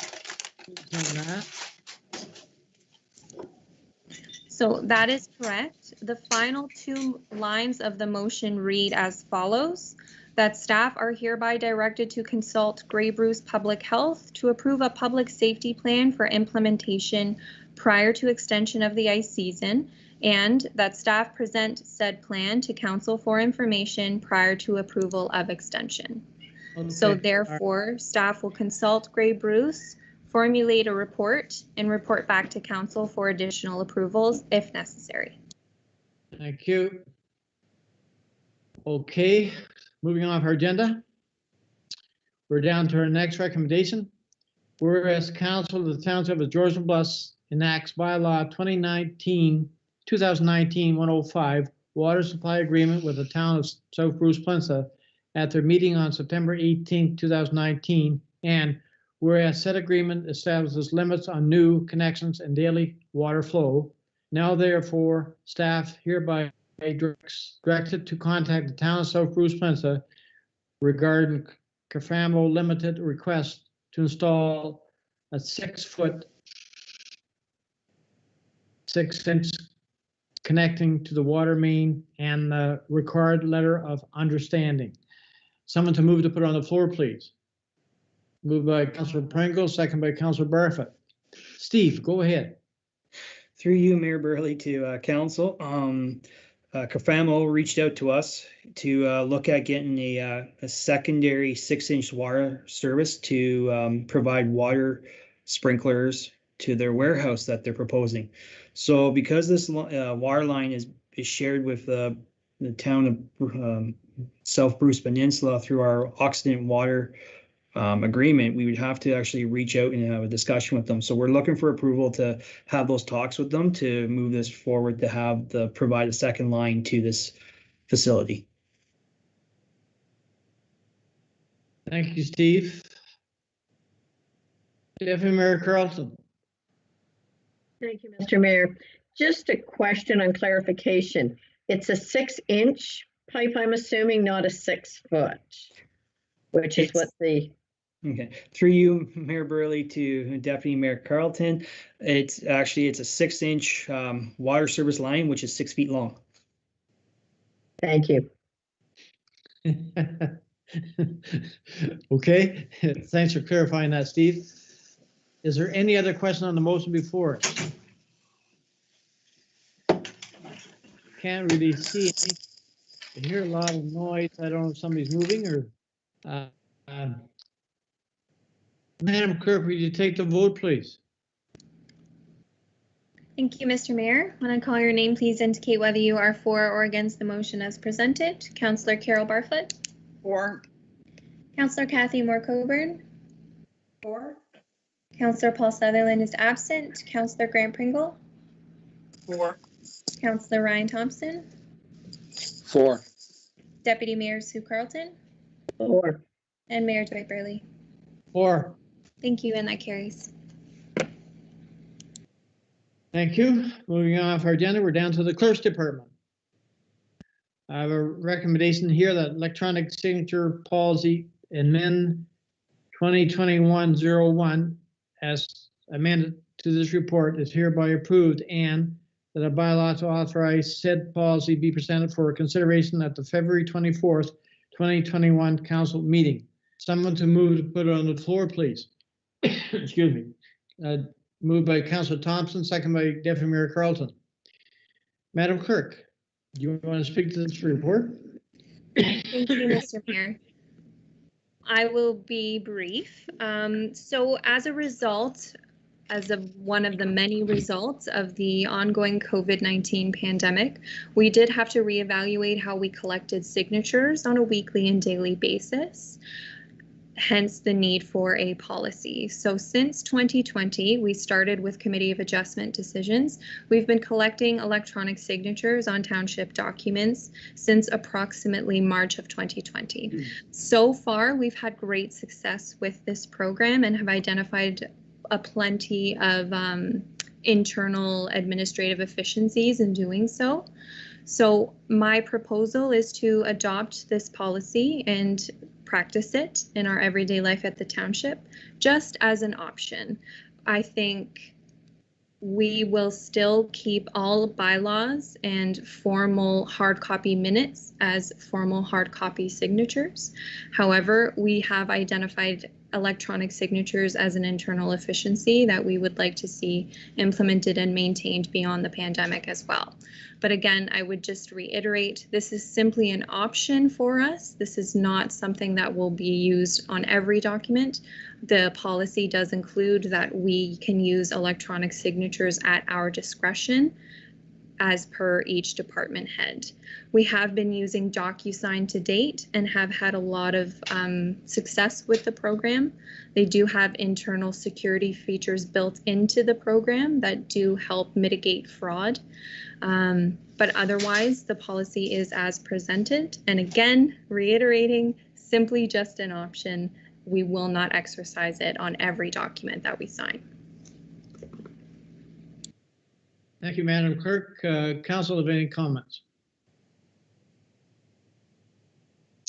Madam Clerk, the comments I made to you and the CEO concerning my signature that we have on file, I would like the opportunity to maybe revisit that and to improve on the signature that we have on file, and you both agreed that I could easily do that after. So if there's no other comments or questions on the motion before us, Madam Clerk, you take the vote, please.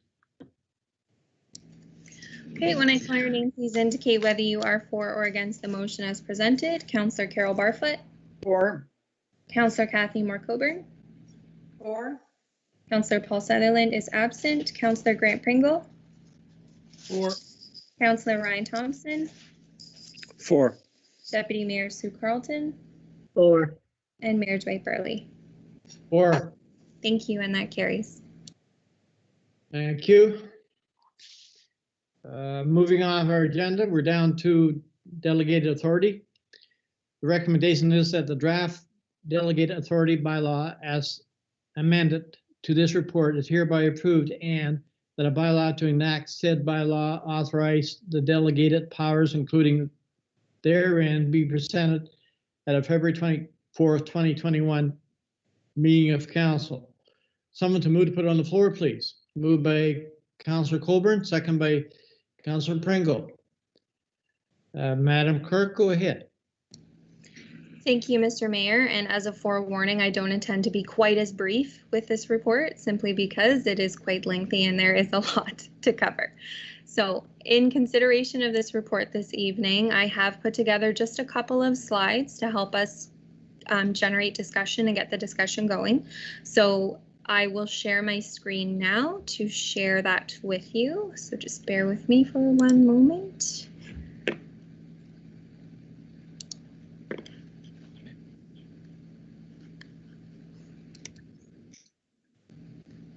And just confirming that everyone can see my screen. Yes, I can. Perfect. So again, in consideration of delegated authority this evening, you have in front of you report LEG 2021-05 that speaks to the draft delegated authority bylaw that is appended to said report.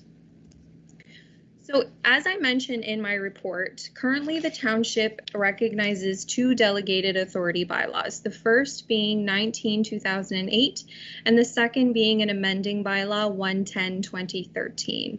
So in short, council started delegating authorities to staff in 2008, starting with basic authorities such as issuance of permits, including trailers, signs and entrance permits, lottery licenses, and grant applications, but minimally strictly just for student positions.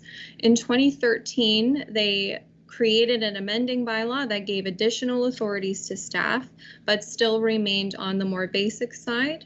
It included signing adopt a road agreements, issuing special events permits for events under 1,000 people. As you'll recall, your bylaw requires council approval for events that are over 1,000 people. It also delegated authority to enter into confectionery agreements at township arenas. So why do we delegate? Delegation of authority is a common practice throughout Ontario that is established by the Municipal Act, specifically Section 23.1 of said Act. Specifically, that section reads that a municipality is authorized to delegate its powers and duties to a person or body subject to restrictions. As included in my report, said restrictions, there are powers that cannot be delegated to a person or body and have to stay within the council horseshoe. That includes passing bylaws, adopting or amending municipal budgets, or adopting or amending official plans, and etc. So why are we considering delegated authority? Why is it a common practice? Generally, delegated authority is given to staff to increase administrative efficiencies and assist the public in timely service. So that's why we're proposing to expand delegated authority slightly while still recognizing the authority of council. So in considering delegated authority, we also have to consider the role of council versus the role of staff. So as you're all aware, the role of council is defined very clearly in the Municipal Act. Additionally, certain positions that complement staff, including the treasurer, clerk, CAO in some cases, are defined in the Municipal Act as well. Further, as required by the changes to the Municipal Act in 2018, Council had to adopt a council staff relationship policy, which they did by bylaw in 2019, and we'll continue to reference that throughout this presentation. So first, we'll start with the role of council, which specifically is defined by Section 224 of the Municipal Act. I know you guys have seen this before, but just as a reminder, this is the defined role of council. So it begins with to represent the public and to consider the well-being and interests of the municipality, and ends with to maintain the financial integrity of the municipality. And again, I know you guys have seen this before. And this wording is also incorporated into your council staff relationship policy. Which brings us to the role of staff. So as I mentioned, various statutory positions, including the clerk, treasurer, and in some cases where necessary, the CAO, are defined in the Municipal Act. Further, we go deeper into our council staff relationship policy and define it as follows. It is the role of staff to provide advice, support, and recommendations to council collectively and to members individually, and to implement council decisions in keeping with legislation, township policy, and procedures. In considering this, as the clerk, the Municipal Act delegates that my position shall take a record of meetings, maintain the records of the municipality as well. So in considering the roles of council and staff together, we see that both council and staff have very uniquely defined roles, but that those roles exist together. They are interdependent of one another. So while the role of council is to govern, the role of staff is to advise, implement, and manage public service delivery. For example, I can't be a clerk of a meeting if there's no council to host the meeting. So we are inherently interdependent of one another. We serve to help each other and work as a team. This is what brings us to delegated authority. Delegated authority allows staff to implement and manage effective public service delivery through council's provided direction. As included in the draft bylaw, any financial impact that may be seen out of exercising a delegated authority must be approved through the annual budget process. If the financial impact has not received approval of council through the budget process, it does require to go for separate approval via a separate staff report. Additionally, as you'll see in the draft bylaw, all delegated authority exercised is required to be reported to council on a quarterly basis. So for example, in the draft bylaw, I, as the clerk, am delegated the authority to declare municipally significant events strictly for the purposes of the special occasions permitting process through the AGCO. So you'll recall that whenever a event that will serve liquor hosted by an organization, we are required to deem it municipally significant in order for them to receive the special occasions permit. In the past, we've done this through a motion of council. What I'm proposing is I deem it municipally significant and then report it to council. That way, we don't waiting for approval to organize their event and etc. So just identifying internal administrative efficiencies to better serve our public. So now I'm going to get into our draft bylaw. I will say that in forming this bylaw, I have met with each individual director and department head to appropriately identify which authorities they feel will help benefit their everyday procedures in their department. And again, I just want to reiterate, this is strictly to increase efficiencies while keeping council informed. Through the quarterly reporting process, council will know exactly what delegated authorities have been exercised and those that have not. So in keeping my comments brief and prior to going to questions, I just want to briefly outline the draft bylaw that is appended to your report. So first, I want to highlight section 2.4. This is what requires all delegated authority to have council approval via the budget prior to spending anything. So that's that. And 2.5 is what establishes the requirement for quarterly reporting. So then we get down into our delegation of authorities. So just to be brief, you'll notice that in the left-hand column, delegation is stated here, limitation is stated here. Any purchasing, again, has to be approved by council and it has to be within the bounds of the purchasing policy. So for example, as the CAO has been delegated the authority to execute agreements for purposes of capital projects as required to implement an approved capital project. The key word here is approved. So capital budgets have to be approved by council through the budget process or other means, meaning if it did not receive budget approval, it requires separate approval of council.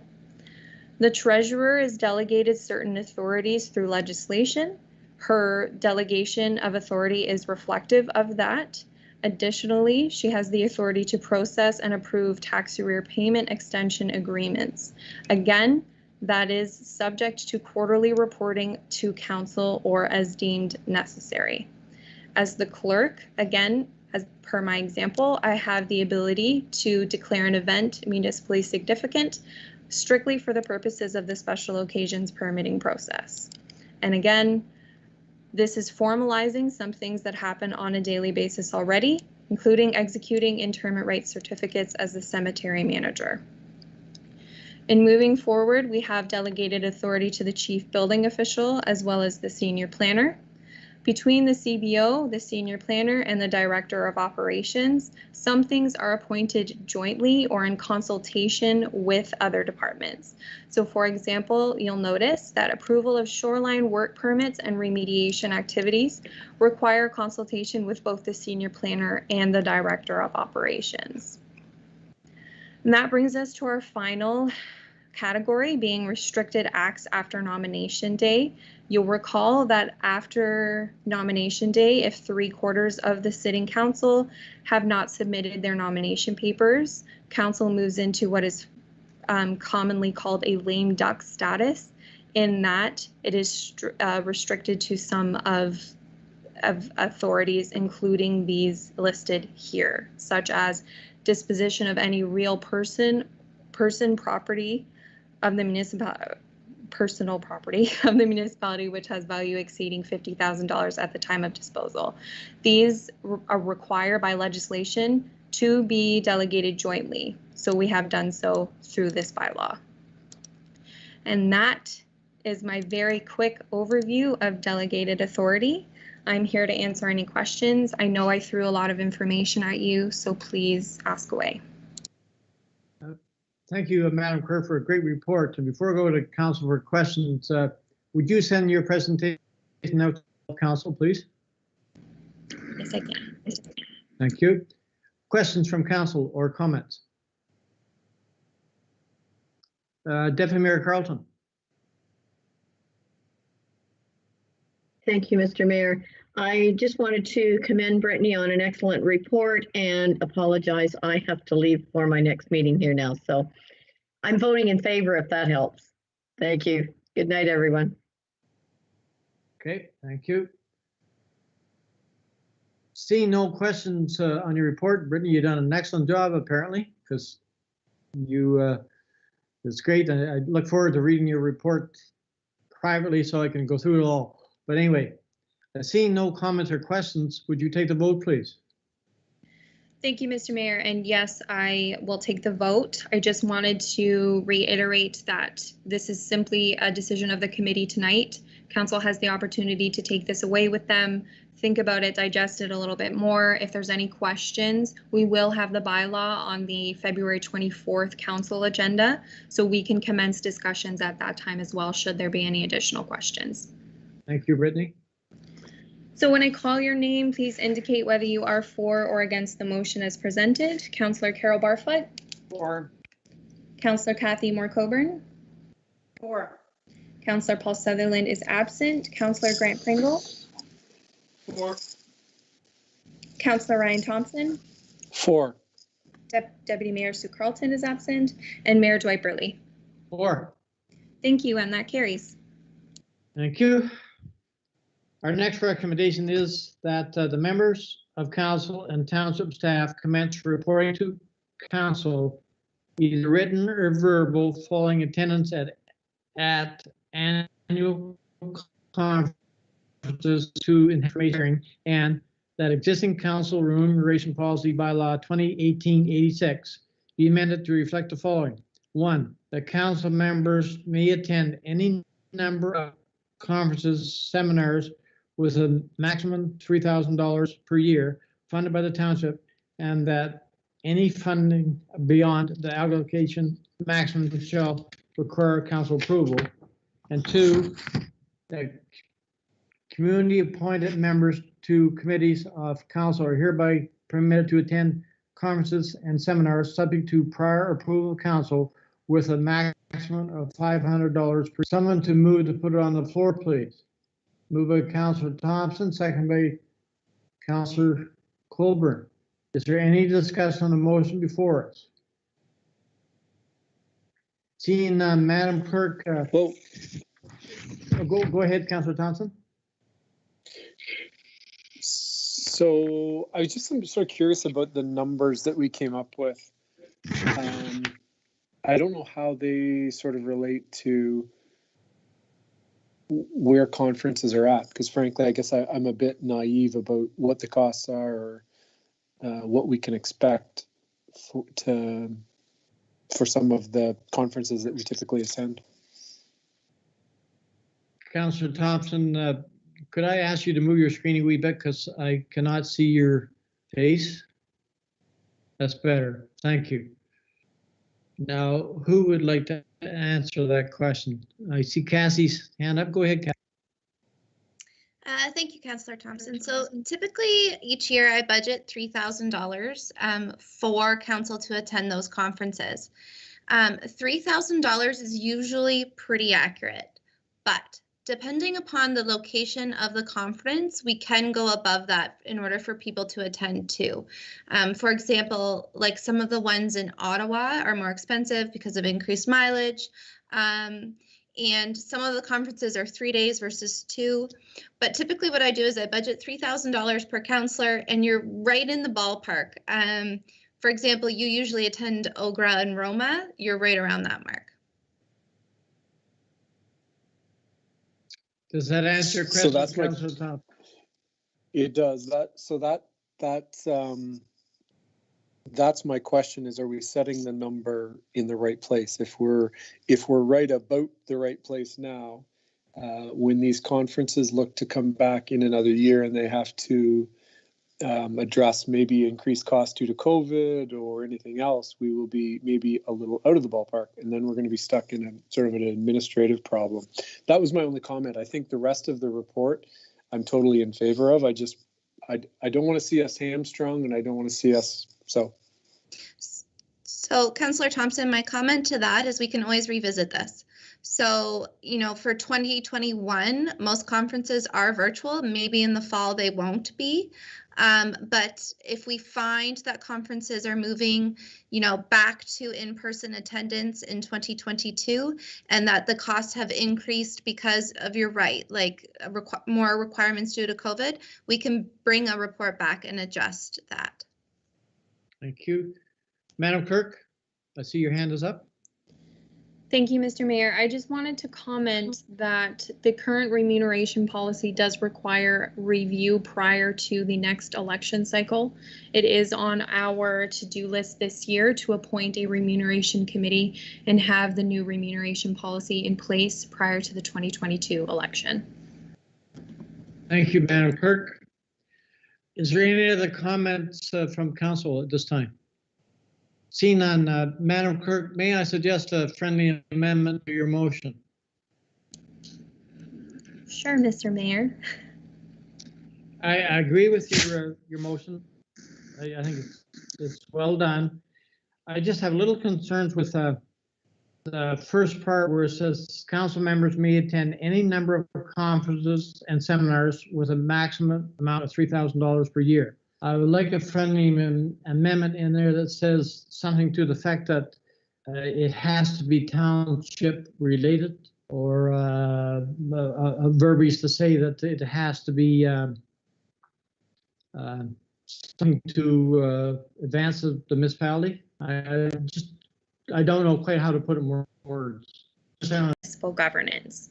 So we do already have verbiage that limits attendance at conferences and seminars at municipally relevant conferences and seminars.